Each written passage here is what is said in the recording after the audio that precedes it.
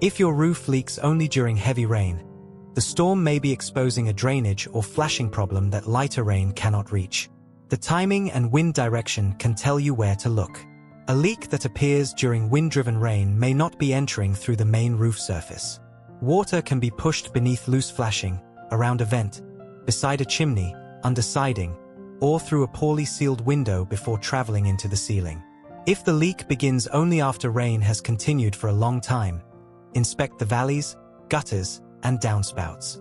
Leaves and debris can slow drainage until water backs up beneath roof edges or flashing. Cleaning the gutter may remove one contributor, but staining beneath a valley or roof transition still requires inspection.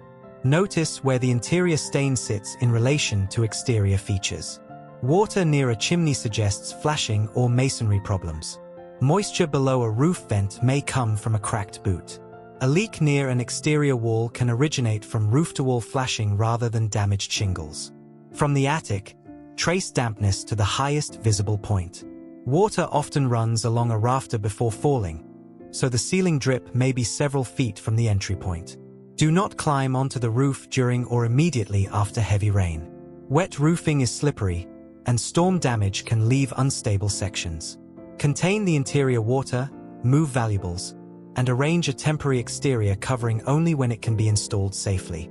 Once conditions dry, inspect for lifted shingles, exposed fasteners, damaged flashing, blocked drainage, and debris impact.